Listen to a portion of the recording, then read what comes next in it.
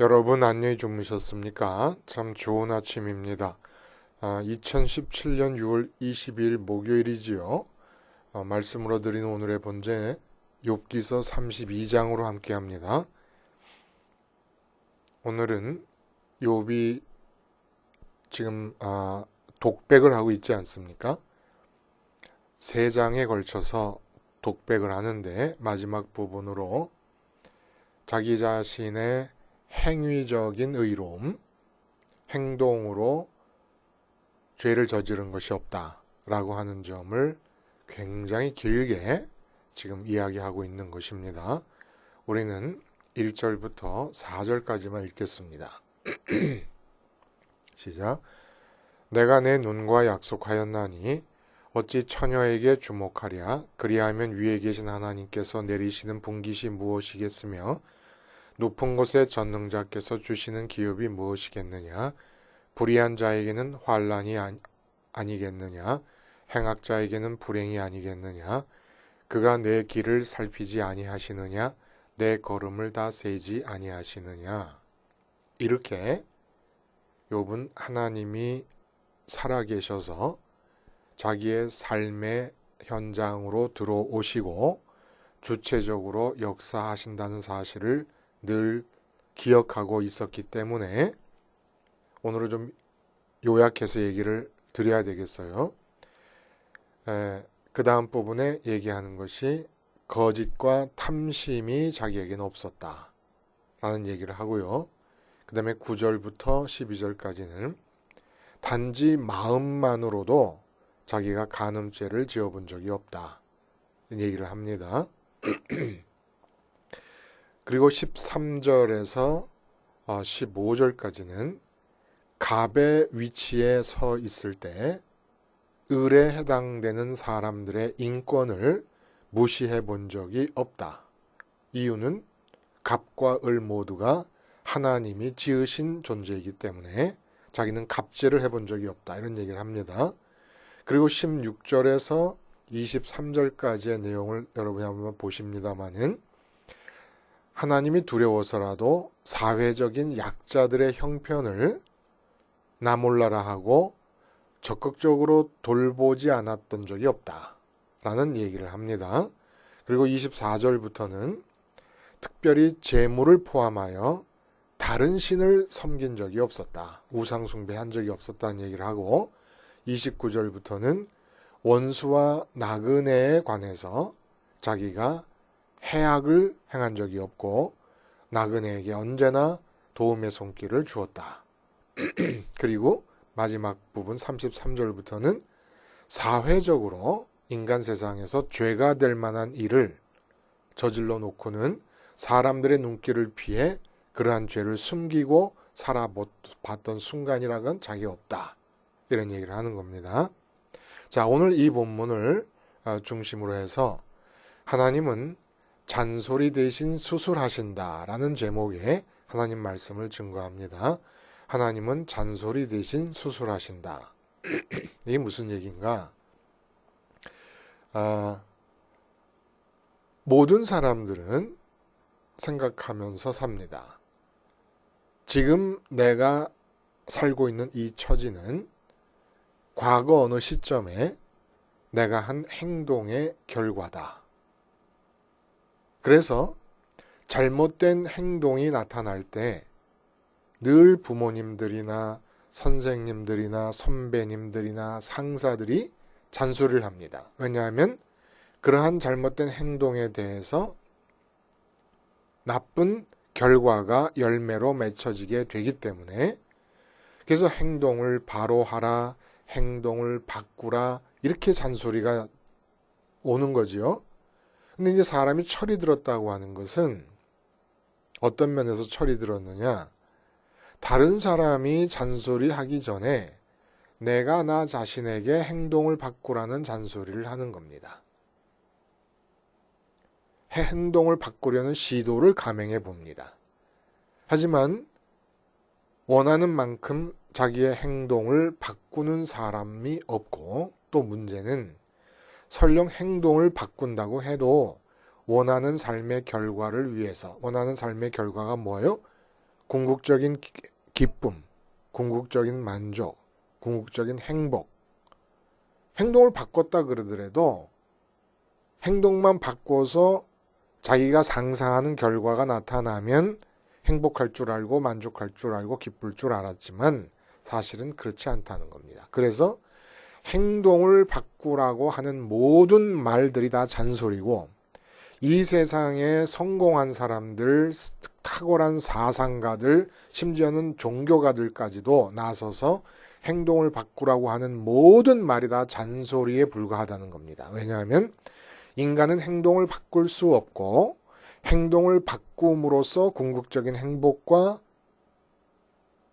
기쁨과 만족에 도달할 수 없기 때문에 안 들어도 되는 잔소리라는 거예요. 행동을 바꾸라는 얘기는. 대신에 성경은 행동을 바꾸라고 얘기하지 않습니다. 이렇게 얘기하면 의문이 드는 분이 있을 거예요. 아니 이렇게 행동해라 저렇게 행동해라 구약 전체가 율법으로 이루어져 있고 복음의 시대에 전해진 이 신약 성경조차도 행동을 바꾸라고 하는 것과 같은 명령이 얼마든지 많지 않느냐라는 얘기인데 이것은 행동을 바꾸라고 하는 얘기를 하는 것이 아니라 이런 행동이 보여지고 있는 것은 증상이니까 이런 증상이 없으려면 앞에서 병이 일어나는 상황이 바뀌어야 된다. 여러분 병을 고칠 때 우리는 증상을 고치려고 하지 않습니다. 그런 증상이 나타나는 병의 근원을 고치려고 하지요. 성경이 행동에 대해 얘기하고 바뀌어진 행동을 얘기하는 것은 행동을 바꾸라고 하는 것이 아니라 행동이 나타나는 이유로 들어가서 그 이유가 되는 차원에서 변화를 초래하라는 얘기입니다. 근데 사람들은 행동과 결과만을 중시하지 이런 행동 자체가 결과라고 하는 것 이것을 주목하지 않습니다. 행동이 이유라고만 생각하는 거예요. 삶에 나타나는 삶의 처지에 이유가 된다고만 생각하는 겁니다. 이 행동 자체가 결과라고 생각하지 않는 거예요. 그래서 행동을 바꾸려고 하는 게 의미 없어지고 잔소리에 불과하게 된다는 얘기입니다. 하나님은 행동을 바꾸려 하지 않으시고 바꾸라 하지도 않으시고 행동이 결과되어지는 이유의 차원으로 가셔서 수술을 해버리십니다. 우리가 할 수 있는 일은 그 수술대에 우리를 올려놓는 것뿐이라는 거예요. 그러면 행동이 바뀝니다. 그리고 그 행동에 따른 결과는 우리가 염두에 둘 필요도 없는 거예요. 오늘 욥이 요약해서 말씀을 드린 것처럼 행위적인 차원에서 자신의 의의를 주장합니다. 그러면서 만약에 그렇게 내가 의롭게 행동하지 않았다면 내 삶에 재앙이 내림이 마땅하다라고 하는 말을 합니다. 그러니까 이 얘기는 마치 친구들이 그랬듯이 죄악된 행위에 상응하는 형벌이 내린다는 인과응보론의 어떤 기계적인 적용을 욥 자신도 별 수 없이 반복하는 것처럼 보이는 거예요. 그러나 욥이 내가 이런저런 죄악된 행위를 하지 않았고 만일에 했다면 하나님이 이런저런 벌을 내리시는 것이 마땅하다는 표현을 오늘 본문에서 반복하는 이유는 인과응보의 관점을 적용하고 있다기보다는 인과응보가 뭐죠? 내가 잘못을 저질렀으면 그에 상응하는 벌이 내리는 것이다. 이런 어떤 인과응보의 관점을 적용하기보다는 그렇게 자기가 언급한 악한 행위들을 절대로 하지 않았다는 자기 주장을 강조하기 위해서 맹세하는 거야. 맹세. 내가 이런 행동을 하지 않았다. 근데 만약에 했다면 이런 벌이 내리는 게 마땅하다. 이건 인과응보론에 입각한 얘기가 아니라 이런 벌이 내리기 마땅하다는 것은 절대로 나는 그런 일을 하지 않았다라는 것을 맹세하는 의미에서 이렇게 얘기를 했다는 겁니다. 그래서 욥은 어쨌든 우리가 신뢰할 수 있지 않습니까? 그래서 이 사람은 정말 행위적으로 잘못한 게 별로 없어요. 혹시 자기가 기억하지 못하는 잘못이 있다 하더라도 지금 욥이 당하고 있는 이토록 처참한 인류의 역사 속에서 사람에게 임한 재앙 중에 이보다 더 큰 재앙이 있겠나 싶을 정도로 큰 재앙이 내려야 될 그런 행위를 한 적은 없을 것이라는 겁니다.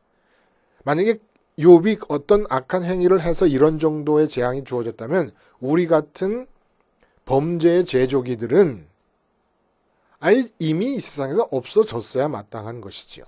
그러면 본문이 전하시려는 메시지는 뭡니까?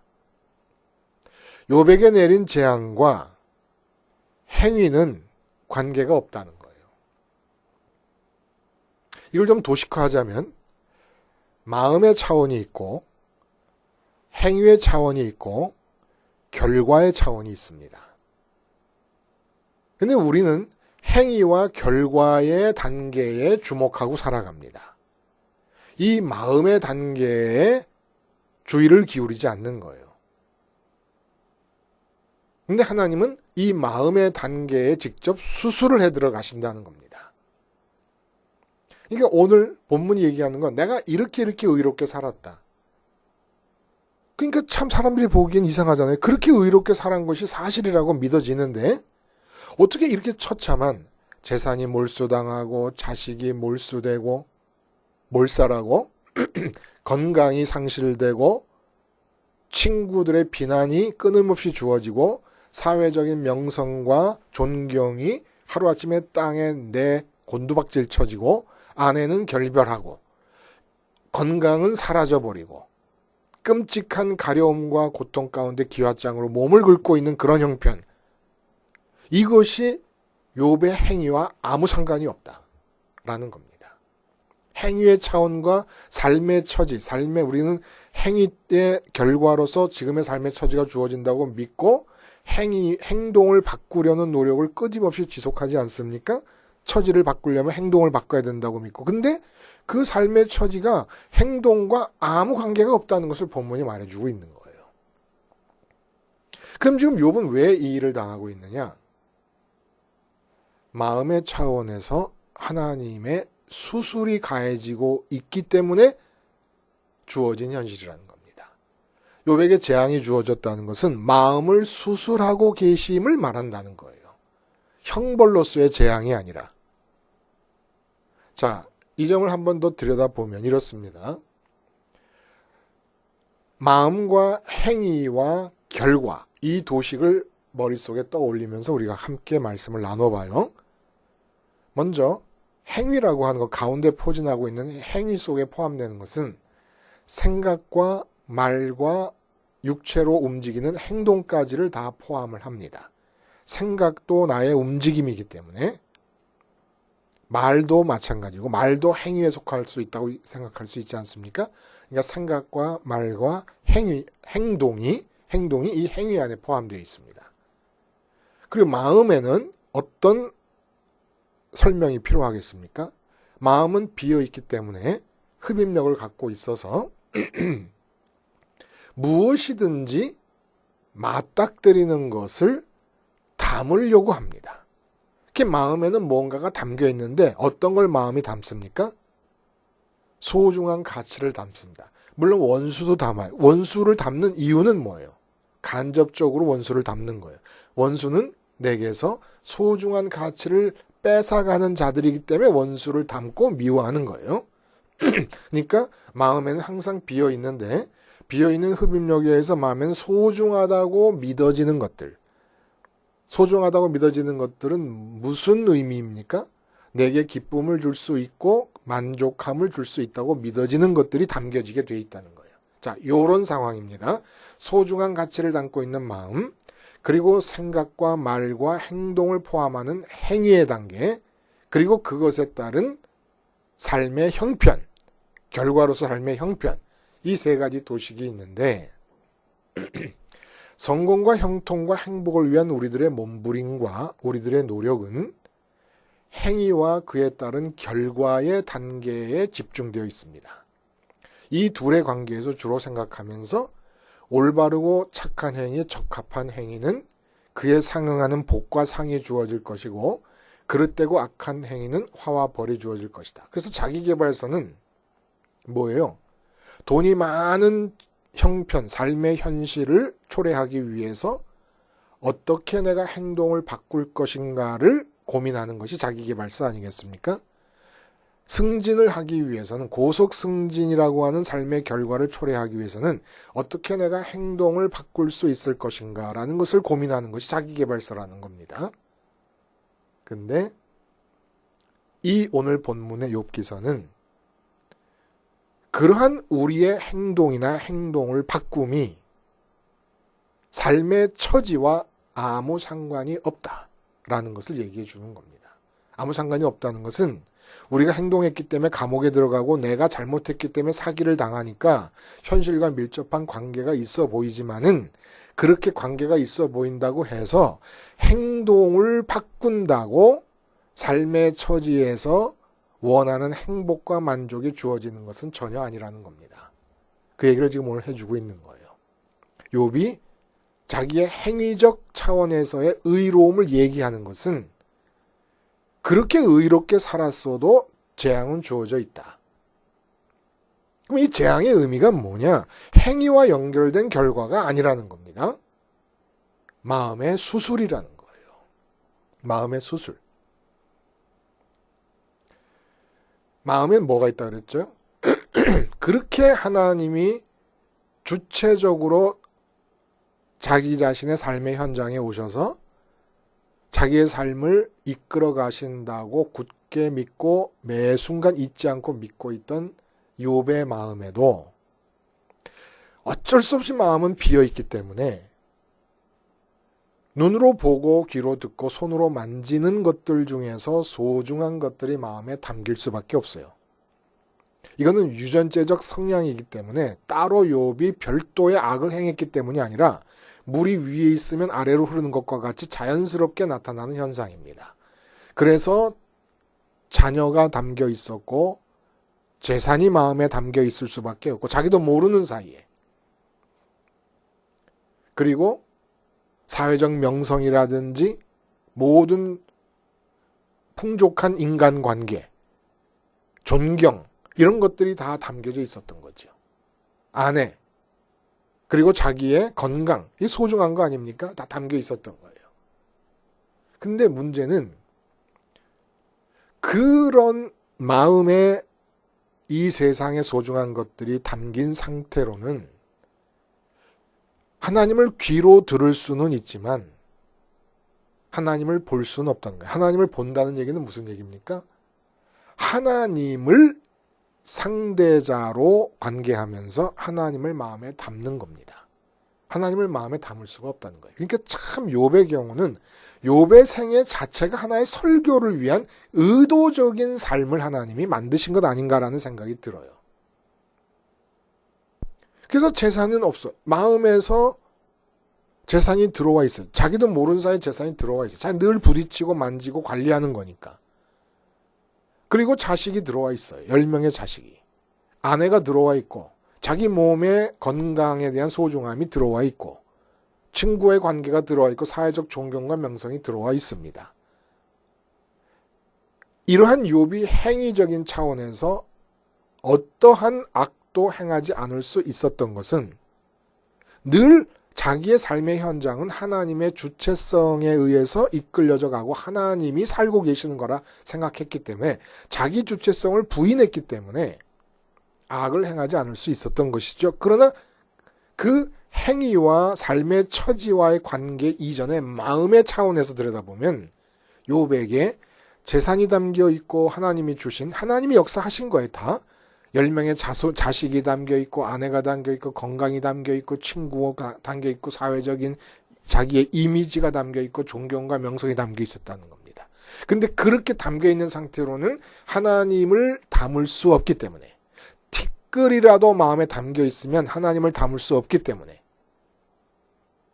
하나님을 볼 수 있는 관계, 하나님을 상대자로 재산을 보았고 자녀를 보았고 아내를 보았고 친구들을 보았듯이 자기 육체의 건강을 보았듯이 보는 것을 마음에 담게 되지 않겠습니까?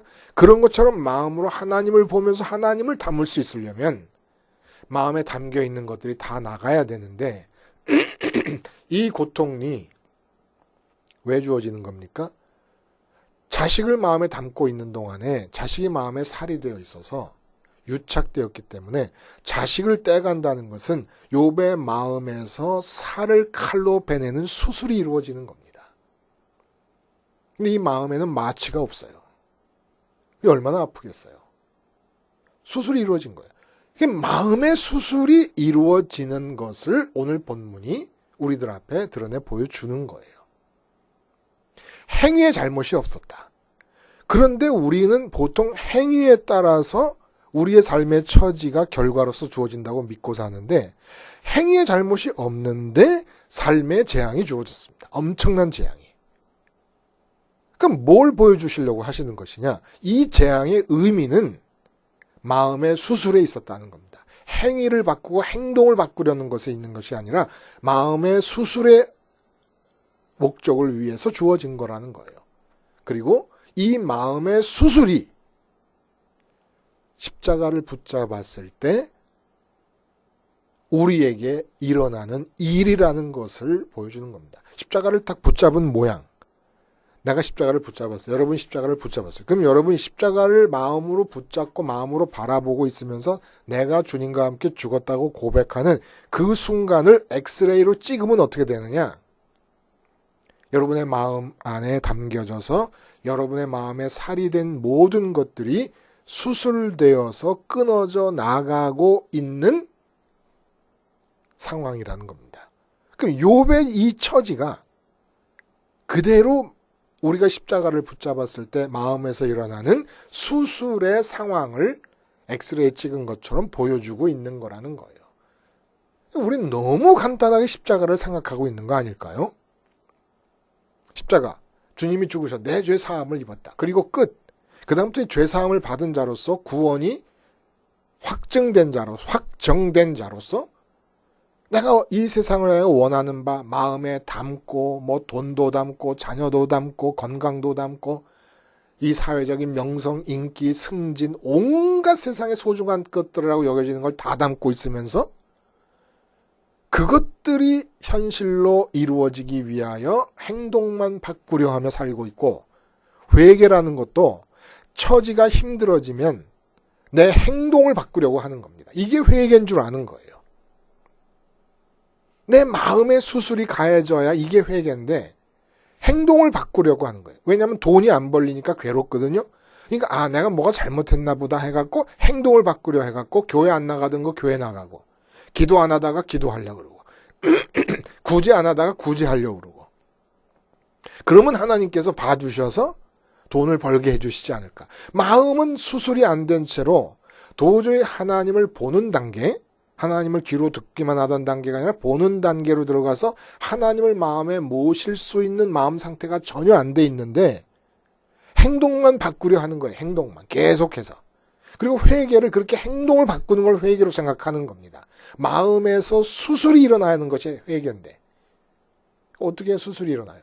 십자가 붙잡는 거예요. 그러면 실제로 내 자식이 죽지 않아도 십자가를 계속 보고 있으면 계속 본다는 여기에 굉장히 중요한 힘이 실려 있는 겁니다.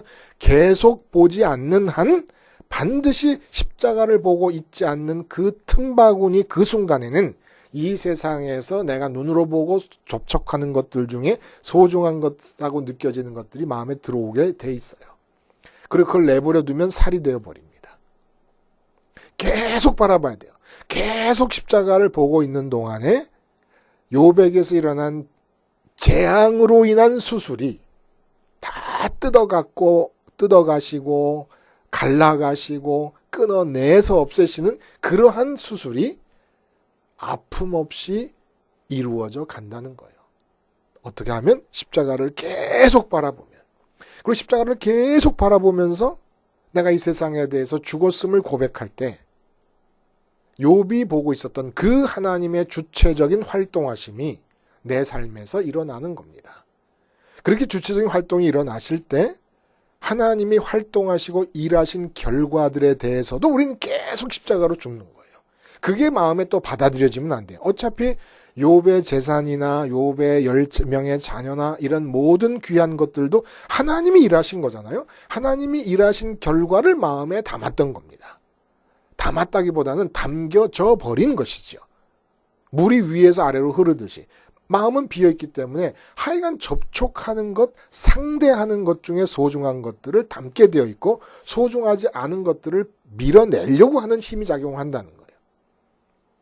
그래서 끊임없이 십자가를 쥐고 있지 않으면 끊임없이 욥에게서 일어난 이 재앙을 통한 마음의 수술, 이 마음의 수술이 십자가를 통해서 계속해서 일어나지 않으면 마음의 성향은 이 땅에서 눈으로 보고 귀로 듣고 손으로 만지는 것들을 자꾸 담으려고 하고 있기 때문에 담겨지게 되고 담겨지면 하나님과 하나님을 가질 수 있는 관계가 끝이 나는 것이고 하나님을 가질 수 있는 관계가 끝이 나버리면 하나님이 주체적으로 이 땅에 내 삶에서 역사하심도 끝나는 거고 단지 나의 악함을 하늘에서 섭리하실 수밖에, 악함이 발생하는 그 힘을 관장하실 수밖에 없는 그런 섭리의 차원으로 살 수밖에 없다는 거예요. 하나님은 우리가 우리의 행동을 바꾸기 위해 노력하는 걸 원치 않으십니다. 단지 십자가를 쥐고 수술대 위에 올라서라는 거예요. 십자가가 수술대니까. 마음의 수술이 되어서 마음 안으로 하나님이 들어오시면 하나님으로 배부름이 이루어지고 그러면 생각도 말도 행위도 다 하나님 때문에 기쁜 상태에서 나오는 것들이기 때문에 다 바뀔 거라는 얘기죠. 하나님은 행동을 바꾸라고 하시지 않으시고 또 행동의 차원에서 행동을 바꾸려 하시지도 않으시고 우리의 마음을 수술하기를 원하시는 것입니다. 십자가를 붙잡음으로써 내 마음이 십자가 위에서 하나님이 원하시는 그 수술이 마음껏 이루어질 수 있도록 내어드릴 수 있기를 바랍니다. 기도하시겠습니다. 하나님 아버지, 삶의 형편을 행동을 바꿈으로써 바꿔보려는 불신앙을 중단하게 하시고 주님의 십자가를 지속적으로 붙잡음으로써 하나님의 수술이 가능하게 하시며 하나님의 들어와 정주하심이 가능할 수 있게 해 주시옵소서. 예수님의 이름으로 기도드리옵나이다. 아멘.